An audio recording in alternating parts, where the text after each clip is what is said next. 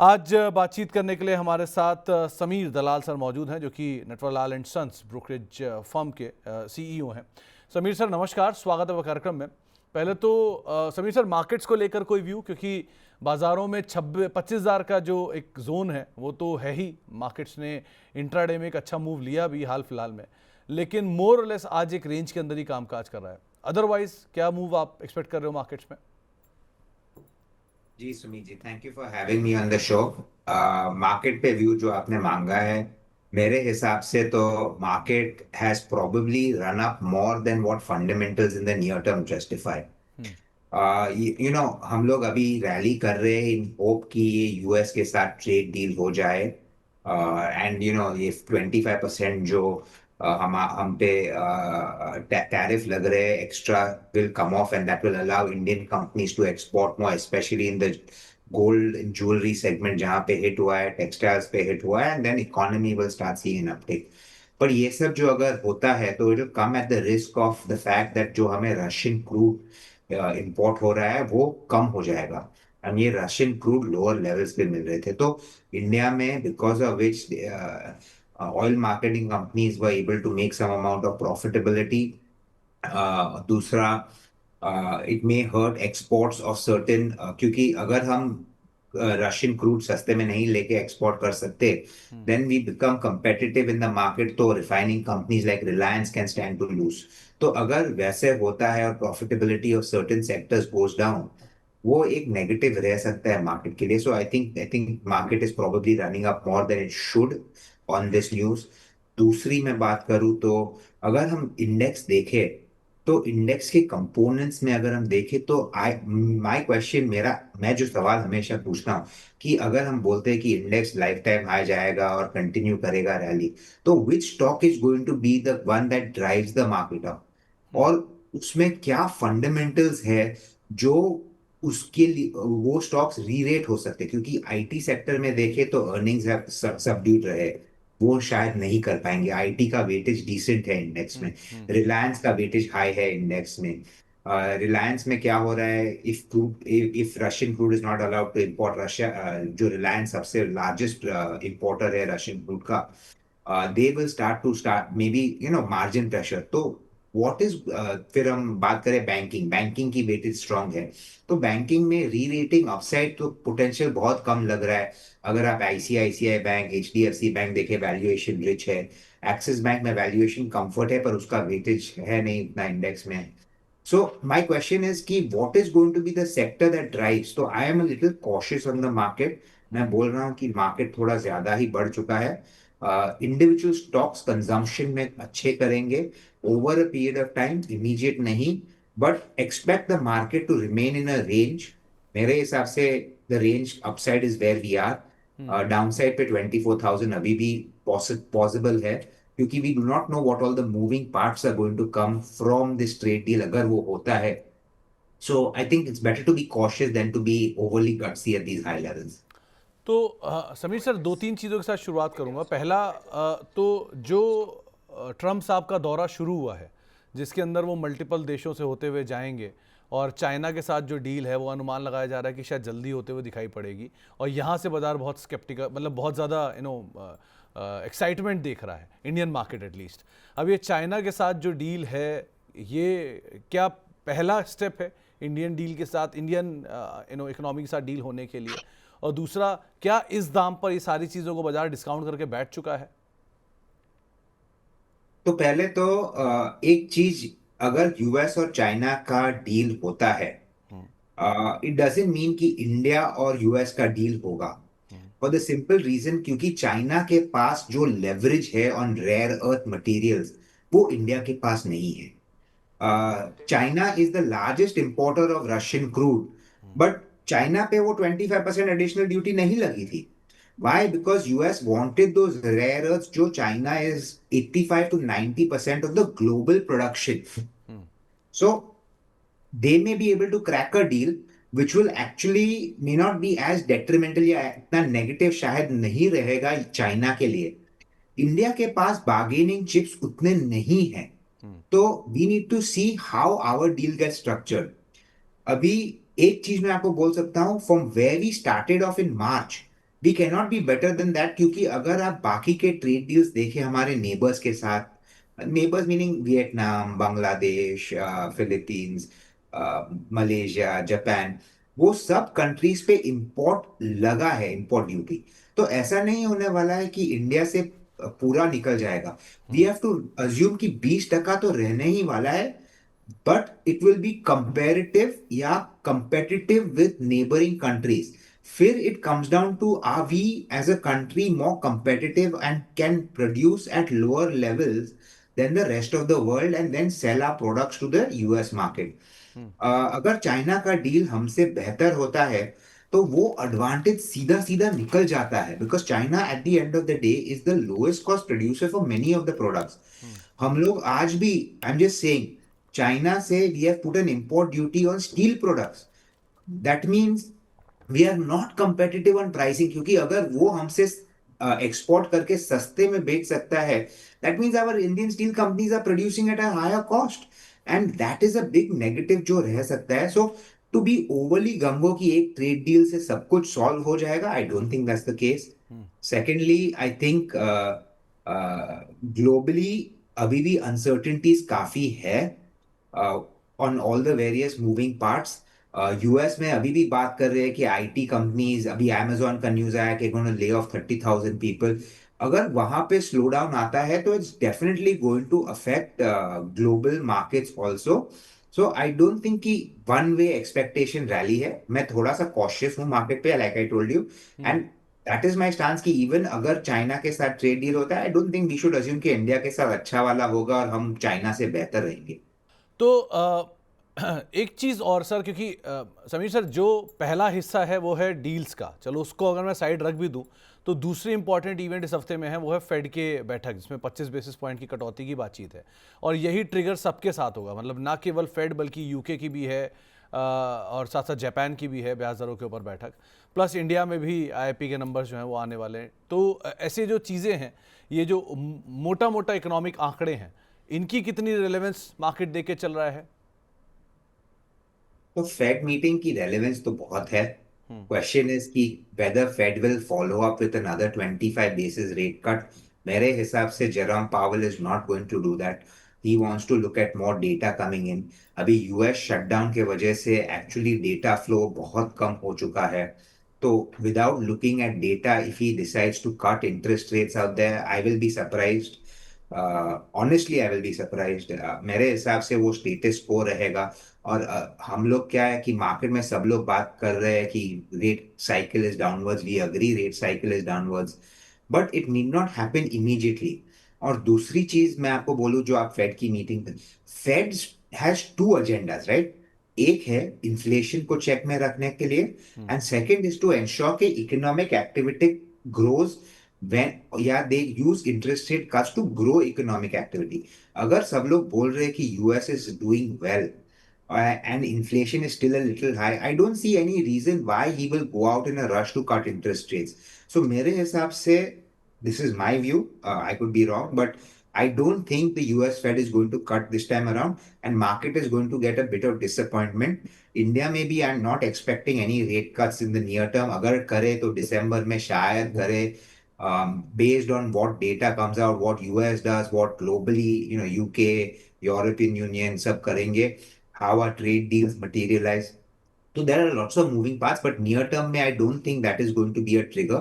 अगर rate cut आता है, market can give maybe a short bounce up before it starts consolidating again. US market तो वैसे भी lifetime high पे है। वहां पे थोड़ा सा अगर आप देखें तो valuations are in bubble territory या फिर very very high exorbitant valuations। तो मेरे हिसाब से we are closer to the top than anything else in the short term. तो समीर सर, जो पार्ट आपने लास्ट में रखा उसी से ही मैं फिर पिक करूंगा। यूएस मार्केट में इस हफ्ते कई सारे बड़े अर्निंग्स आने हैं, जिसमें अमेजन के अर्निंग आने हैं, गूगल के अर्निंग आने हैं, और कई और दिग्गज कंपनियों के अर्निंग्स आने वाले हैं। सो इस तरह के बड़े अर्निंग्स के बीच में जो नंबर वो देंगे, क्या इन नंबर्स के बीच में बाजार सही दाम पर अभी काम कर रहा है कि नहीं, पहला पार्ट। और अगर सही दाम पर काम नहीं कर रहा है, तो जब ये बबल बर्स्ट आउट होगा, तब इंडियन मार्केट इसका क्या पर्सपेक्ट लेगा? तो फर्स्ट ऑफ ऑल जो बबल की मैं बात कर रहा हूँ more on the technology side, right? It's not over, I mean of course बाकी के स्टॉक्स भी वैल्यूएशंस काफी मूव है, बट जो स्पेशली एआई के फोकस पे चल रहे मेटा, या फिर आप पकड़ लो amazon, या फिर गूगल, माइक्रोसॉफ्ट, ये सब स्टॉक्स जो काफी अगर आप देखें तो चिप मैन्युफैक्चरर्स में एएमडी, ये सब स्टॉक्स जैसे वो कौन सा है जो most, I forget the name, but although these stocks are trading at ridiculously high values, so correction will come more in those stocks than the broader market. पर क्या होता है कि जब पैनिक जैसा सेट होता है ना, तो सब कुछ थोड़े people choose to take money off the table first, because valuations are not cheap anywhere else also. सब fairly valued to slightly overvalued रहेंगे, तो पूरा मार्केट गिरेगा। दूसरा, अगर ग्लो यूएस मार्केट्स थोड़े करेक्ट होने शुरू होते हैं, then what happens is panic spreads ki if there is a slowdown happening in the mother market, जो US market is considered the mother market, तो बाकी के markets पे भी impact तो आ ही सकता है। एंड इंडिया में भी valuations yes थोड़े से करेक्ट हुए हैं, क्योंकि हम अगर देखें तो 1 year हम कंसोलिडेशन फेज में रहे हैं, it's been a little over a year, market वहां का वहां ही है, but that growth in earnings has not been that significant. I think earnings growth has grown by about 11% over the last year, though valuations have corrected by 10%, but I think we were trading at two standard deviations above fair valuation multiple. So we are now at one standard deviation above. तो India में भी और एक round of correction हो सकता है, जहां market 23,000 तक नीचे जा सकता है अगर ग्लोबल प्रेशर आता है, which I think will happen. But 23,000 के नीचे अगर मार्केट जाता है, then it starts looking attractive because we will start moving below fair valuation multiples. So I think closer to 23,000 मेरा कंफर्ट लेवल 23,500 जितना अगर मार्केट आता है लेना अच्छा लगेगा। But like I said, this is the larger market. अगर आप इंडिविजुअल स्टॉक्स देखें तो there are opportunities in individual stocks जहां वैल्यूएशंस डिसेंट है, जहां करेक्शंस ऑलरेडी हो चुके हैं, जहां growth opportunity is very strong, क्योंकि India eventually is a growth market. तो we have to also apart from valuations focus on growth, और ग्रोथ कंजम्पशन स्पेस में, एंटायर डिस्क्रिशनरी कंजम्पशन स्पेस में मेरे हिसाब से over the next 2 years is going to see a great uptick. तो वहां पे फोकस करिए, वहां पे एक पोर्टफोलियो बनाइए, and I think you will be able to make good returns over a period of time. तो अगर अर्निंग साइड पर आऊँ समीर सर, कितना कंफर्ट सो फार आप Q2 अर्निंग्स से पिक कर पाए हो? पहला पार्ट, मतलब मिसाल के तौर पे कल ही आईओसी के नंबर्स आए, नंबर्स बढ़िया आए, रोबस्ट नंबर आते हुए दिखाई पड़े, लेकिन नंबर्स के बाद बाजार ने रिएक्शन उतना नहीं दिया। सो कितना कंफर्ट आपको है इन अर्निंग्स के लिहाज से? तो होपफुली अर्निंग्स के लिए इंडिया में we are at the bottom, in the sense कि जो वर्स्ट हो सकता था for some of the India facing companies has happened. Margin pressures, growth slow down, क्योंकि जो हमने आपसे पहले भी कहा कि earnings will see a revival, क्योंकि ये जो GST cuts, tax cuts, interest rate cuts जो इंडिया में आए will lead to consumption growth, पर ये इमीडिएट नहीं होने वाला है। सो कितना कंफर्ट आता है अर्निंग से? I think earnings were okay, in line with more और less expectations. Going forward growth will come in from earnings, but ये ग्रेजुअल होगा। तो डोंट एक्सपेक्ट कि सेकेंड हाफ, सब लोग बात कर रहे हैं कि सेकेंड हाफ में earnings will see a 20% uptick, मेरे हिसाब से ऐसा कुछ होने वाला नहीं है। It will be gradual. जो एक Q2 में क्या हुआ, because of the GST cuts and because of festive season, काफी कुछ ग्रोथ आया हुआ है in consumption because of early Diwali. जो Q3 में लास्ट ईयर था, ये साल Q3 ग्रोथ में उतना नहीं होगा सीजनैलिटी वजह से। So not too comfortable. और आपने कौन से कंपनी की आईओसी, अर्निंग्स की बात, आईओसी की बात की थी मैंने, जिसके अर्निंग्स आए थे।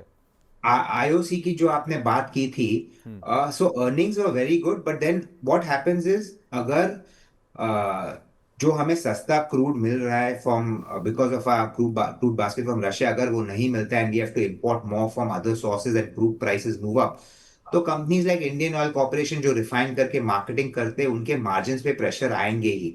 सो I am not, again like I said, if we believe कि ट्रेड डील होने वाला है और रशियन क्रूड इंपोर्ट नहीं होने वाला है, तो companies like IOC even after good numbers will not go up because of this big worry. तो जो बाकी अर्निंग्स आए हैं उसमें दो तीन और प्रोमिनेंट नाम आपके सामने रखता हूँ। एक है अदानी समूह से Adani energy solutions. Numbers Y Y basis पर तो ठीक दिख रहे हैं, क्यू ऑन क्यू बेसिस पर नंबर्स थोड़े से वीक साइड पर आते हुए दिखाई पड़े हैं। दो हेडलाइन नंबर ठीक हैं। ये ग्रुप को लेकर कोई टेक है क्या समीर सर, क्योंकि ग्रुप बहुचर्चित रहा है हाल फिलहाल में, कुछ जगह पर वैल्यू है कुछ जगह पर नहीं है, क्या करें इस ग्रुप में अदरवाइज? तो ऑनेस्टली अगर आप पूछे तो ये ग्रुप में हम कवरेज थोड़े कम रखते हैं। We have 3 counters that we cover actively, Adani ports, ACC and Ambuja. Adani ports में हम लॉन्ग टर्म पॉजिटिव है, but short to medium term we actually think कि स्टॉक थोड़ा रन अप ज्यादा हुआ है, वैल्यूएशंस ओवर वैल्यूड है। एसीसी अंबुजा में we actually have a positive view at this point of time, जहां पे हमें लगता है कि सीमेंट डिमांड इंडिया में ग्रो करेंगे। And ACC Ambuja as a group, if you look at it, is the second largest player, aggressive है, grow करेंगे, they will be able to capture more market share. Adani के दूसरे स्टॉक्स हम actively नहीं cover करते, पर अगर एक और स्टॉक हम कवर करते हैं, I mean we look at and we think is a decent thing, वो है Adani power. But that also we would think कि 120 130 के बीच में वहां अच्छा अट्रैक्टिव लगता है। I am not in a rush to buy any of these counters in the near term, but दूसरे काउंटर्स पे हमारा कवरेज नहीं है, so I will not comment. Okay. एक स्पेस और जिस पे बात करनी जरूरी है वो है टायर स्पेस। जेके टायर के नंबर्स आए, नंबर्स अच्छे आते हुए दिखाई पड़े और बाजार में रिएक्शन भी उसके अकॉर्डिंग रहा। 65% के आसपास की प्रॉफिटेबिलिटी में जंप है, 11% के आसपास की रेवेन्यू में जंप है। ये पूरा स्पेस टायर या एंसलरी, ऑटो एंसलरी, इसको आप कैसे रीड कर रहे हो कि सीएट ने अच्छी तेजी दिखा दी, एमआरएफ हाई काट के आ गया, जेके अब फॉलो अप ले रहा है, यहाँ क्या किया जाए? तो टायर स्पेस पे एक्चुअली हम थोड़े से पॉजिटिव है, आई टेल यू व्हाई। क्योंकि the growth in the vehicles in India not only means कि ओईएम सेल्स बढ़ेंगे, पर रिप्लेसमेंट मार्केट भी बढ़ेगा। And replacement market is probably the more profitable and bigger market, I am not bigger but more profitable market for all of these companies. और जैसे वो grow होगा तो automatically what you will see is profitability will grow. फिर एक और advantage है tyre sector में, अगर हम बात करें तो there is this whole shift happening to electric vehicles. So many companies are late to the party. Some have still not got their proper footing in place. Abhi Tata Motor is doing very well. Maruti just getting in. Mahindra is growing its business. But आप electric vehicle ले लीजिए, hybrid vehicle ले लीजिए, अगर hydrogen vehicle आती है या फिर combustion, internal combustion ICE engine होती है, tyre business will continue to grow because the component that goes there will continue to, I mean tyre के बिना गाड़ी नहीं चलेगी। So many of these auto stocks which do not, जहां पे matter नहीं करता है कि कौन सी इंजन या कौन सी ट्रांसमिशन से गाड़ी चलती है, will continue to do well. We believe कि ऑटो इंडस्ट्री इंडिया में अभी भी काफी ग्रो हो सकता है। अगर मैं आपको सिंपल सा एग्जांपल दूं, मैंने हमेशा ये एग्जांपल लोगों को दिया है कि चाइना में ऑलमोस्ट 12 लाख कार्स या 13 लाख कार्स मंथली बिकती है, इंडिया में हम अभी भी 3 लाख गाड़ी बिकती है।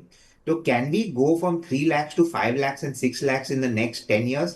I think we can. So we are talking of doubling of sales in the next 6 years for auto industry. And then जो रिप्लेसमेंट मार्केट आती है या सेकेंडरी मार्केट आती है, तो कंपनीज लाइक टायर कंपनीज या फिर बैटरी कंपनीज जो एक्साइड है या अमर राजा है, या फिर आप जो सस्पेंशन बनाती है, ब्रेक पैड्स बनाती है, सोना कॉमस्टार, ये सब कंपनीज की ग्रोथ अपॉर्चुनिटी बहुत अच्छी और स्ट्रांग रहेगी। So we remain positive on auto ancillary. Autos is also a discretionary play, और मैंने आपसे कहा था कि I am positive on discretionary. और जो कंपनीज जो डिस्क्रिशनरी को फीड करती है, those companies will also do well over a period of time. तो मेरा व्यू पॉजिटिव है। One can go ahead and maybe slowly keep adding on to these on corrections. तो थोड़ा थोड़ा ऐड यहाँ पे किया जा सकता है। आपने वो सोना कॉमस्टार का नाम लिया, सोना कॉमस्टार के भी नंबर्स आए हैं, वो भी अच्छे नंबर आते हुए दिखाई पड़े हैं, रोबस्ट नंबर आए। सो एंसलरी स्पेस में ऑलरेडी हमने एक बड़ा रनअप देखा है, कई स्पेस मतलब कई कंपनियां तो अपने नए हाइस को रिसेंटली हिट करके आई हैं। सो यहाँ पिक एंड चूज करने की ज़रूरत है। और मेन स्ट्रीम ऑटो, इसको कैसे देखें? एम जैसी कंपनियां, बजाज जैसी कंपनियां या मारुति जैसी कंपनियां भी नया हाई काट के आए हैं। इनफैक्ट जितने फोर व्हीलर हैं पैसेंजर और कमर्शियल, बारिंग टाटा मोटर, सबने बढ़िया किया है। सो ये स्पेस कैसे देख रहे हो आप, auto main stream? So auto mainstream will also do well, but again, everything is good at a price, right? तो मारुति में रन अप काफी ऑलरेडी हो चुकी है। We were very positive on the two wheeler space, यानी कि बजाज और hero, पर वो भी अभी रिसेंटली काफी रन हो चुके हैं, but they are still trading significantly below. अगर आप इनके 52 वीक हाइज देखें, या forget 52 week, you take the last 3 year highs, I think Bajaj auto कुछ 12,000 पे था, वो अभी भी 9,000 पे है। Hero Honda was closer to 6,400 या 500, वो अभी भी 5,600 पे है। टाटा मोटर, अगर आपने कहा कि टाटा मोटर, तो ऑफ कोर्स उनके इंटरनल प्रॉब्लम्स रहे थे because of the cyber attack at Jaguar Land Rover. But वहां पे भी अगर आप देखें, stock is almost 40 to 45% off the highs, अगर आप उनकी CV plus PV business add up करें, जो expected PV commercial vehicle business का लिस्टिंग का एक्सपेक्टेशन है, तो 1,100 का अभी भी आई थिंक 600-620 के रेंज का कुछ प्राइसिंग है। तो ये सब स्टॉक्स सिग्निफिकेंटली लोअर है, जहां कंफर्ट है वैल्यूएशंस में, तो one can go ahead and buy. और आपने जो सोना बीएलडब्ल्यू की बात की, yes, yesterday results came in very good. हम हमारा ऑटो एंसिलरी में एक्चुअली वो हमारा टॉप टॉप पिक है। मैं आपको दो रीजन देता हूं उनके लिए। वन, उनकी जो ग्रोथ इंजन्स है आर वेरी स्ट्रांग, क्योंकि उनकी जो नए प्रोडक्ट लॉन्च हो रहे हैं, उनका जो R&D सेंटर है, उनका जो बिजनेस स्ट्रेटेजी है, we are very impressed with that. वो जो the way they go about running their operations by launching new products, catering to new industries. अभी आपको एक बोलूं, they are coming up with new suspension, जो उनकी एक सब्सिडरी है, क्लियर ट्रैप करके। सो वो सस्पेंशन अगर आप गाड़ी पे लगाओ, तो and you drive on bumps, the जो स्मूथनेस मिलती है फार हायर देन जो एग्जिस्टिंग सस्पेंशन देती है। तो the opportunity to grow that business becomes very large. उनके पास जो रेलवेज में ऑर्डर्स आ रहे हैं, which they are also increasing the number of products in that railway business जो उन्होंने रिसेंटली एक्वायर किए है। So the whole strategy of increasing the number of products through R&D, they have strong clients, great manufacturing, great great management team. मेरे हिसाब से ये stock over the next 3 years will probably be one of the top performers in the auto ancillary space। वो हमारी top pick है वो space में।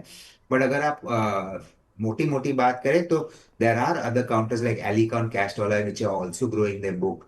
Of course Motherson Sumi wirings है, जो वायरिंग्स बिजनेस में अच्छी करेगी, and as electric vehicles pick up and the wiring requirements go up, they will continue to do well. तो there are many companies that one can look at in the auto. अगर आप tyres की बात करें, तो CEAT, जेके tyres, दोनों के valuations ठीक ठाक है। CEAT is a little more expensive than JK Tyre. MRF is good. तो auto and we are very positive. Auto मेरे हिसाब से avoid Maruti for the short term because valuations are very rich. You can look at avoid TVS ये time पे, क्योंकि वहां पे भी वैल्यूएशंस थोड़े रिच है। बट टू व्हीलर्स में हीरो और बजाज अभी भी अट्रैक्टिव है from a longer term perspective, and we like Tata motors and Mahindra. Actually tractor business है, but yeah Tata motors would probably be the top pick in that space. तो sir मतलब दो चीज़ों को मैं क्लब करूंगा समीर सर। पहले सोना बीएलडब्ल्यू में जो इंटरनल डिस्प्यूट चल रहा है इनकी फैमिली का, आपको लगता है कि वो पार्ट ओवरहैंग है अभी भी या रहेगा आगे, पहला पार्ट। और दूसरा आईटी को लेकर कोई व्यू आपका? अच्छा, तो first part of the question, सोना बीएलडब्ल्यू, आई थिंक आप अगर देखें तो सोना बीएलडब्ल्यू प्रोफेशनली रन कंपनी है। जो फाइट हो रही है is happening for the share of the promoter entity, यानी कि संजय कपूर के स्टेक के लिए। जी। Sanjay Kapoor was not involved in the day-to-day operations, and neither was he having any major say on the board at that point of time। और अभी तो I don't think he has too much।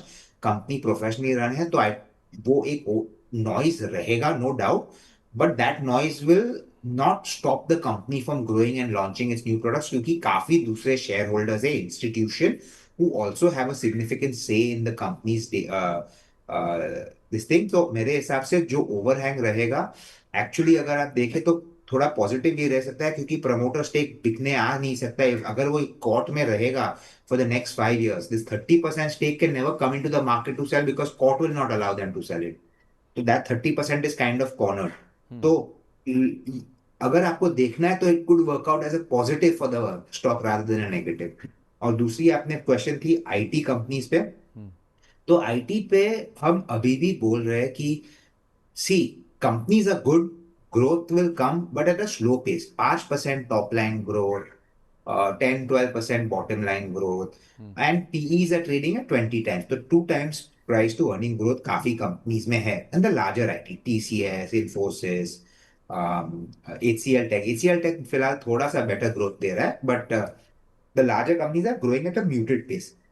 अभी if we believe कि AI is taking over a lot of the work that these IT companies do through automation.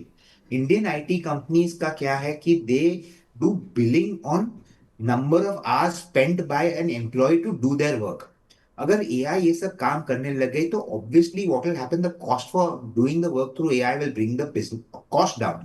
और अगर वो रहता है तो Indian IT companies will start to lose, क्योंकि they have actually not been able to do the AI delivery the way globally जो चल रही है.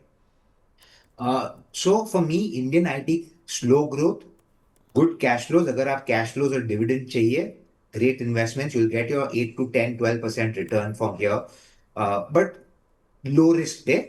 So you can make that investment. But we don't invest in the market to earn 8, 12%. We want to get at least 17, 18%. अगर मैं risk ले रहा हूँ on my capital, we want to outdo at least 15% return on capital तो minimum चाहिए.